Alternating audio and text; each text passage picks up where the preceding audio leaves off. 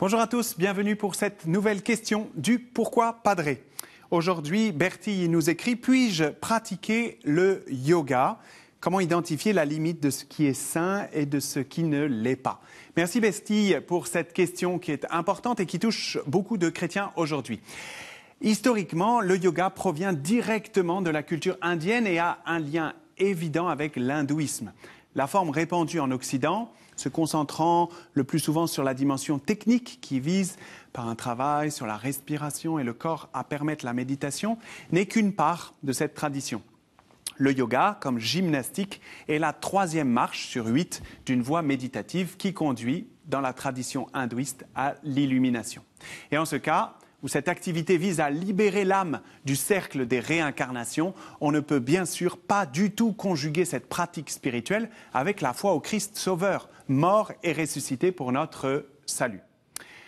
Cependant, dans une lettre écrite en 1989 sur ce sujet, le cardinal Ratzinger, qui deviendra le pape Benoît XVI, qui était alors préfet de la Congrégation pour la doctrine de la foi, développe longuement cette question et interroge la compatibilité de cette richesse orientale de méditation avec la vie et la prière du chrétien. L'Église dit bien qu'il ne peut être question de rejeter ces pratiques a priori parce qu'elles ne seraient pas chrétiennes.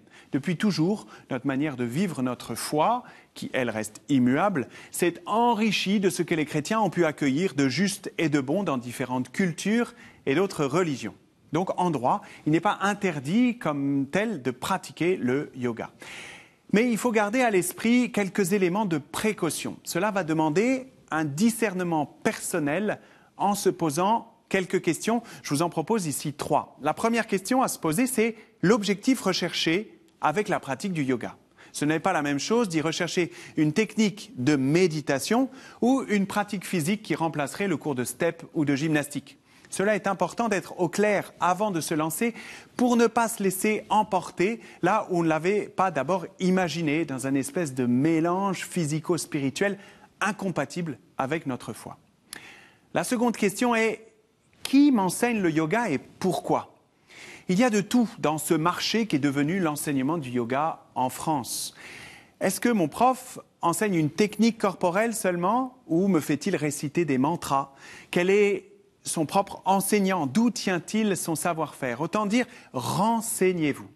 Et puis enfin, quel message, et c'est là peut-être la question la plus compliquée, je fais passer en pratiquant le yoga? Si je suis très clair avec ma vie de foi, avec mon attachement au Christ, et ce que je viens chercher par ailleurs dans le yoga, peut-être n'en est-il pas de même pour mes voisins, à qui j'explique très tranquillement dans l'ascenseur que je reviens de mon cours de yoga, ou de mes enfants, ou d'un autre paroissien, pas si assuré dans sa foi. Il y a un risque de flou qui laisserait penser que l'on peut concilier tranquillement une vie de foi chrétienne et des pratiques hindoues. On retrouve le même débat chez saint Paul autour d'une question de viande sacrifiée aux idoles. Alors je vous passe le débat, mais ce qui doit primer, c'est le souci de la charité. Comment j'aide mon prochain à vivre sa propre vie de foi en vérité?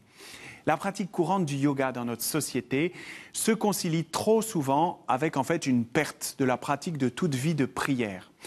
Or je crois qu'il y a d'abord une immense richesse à redécouvrir dans les traditions spirituelles variées au cœur de l'Église, permettant tant la méditation que l'unité de l'âme et du corps.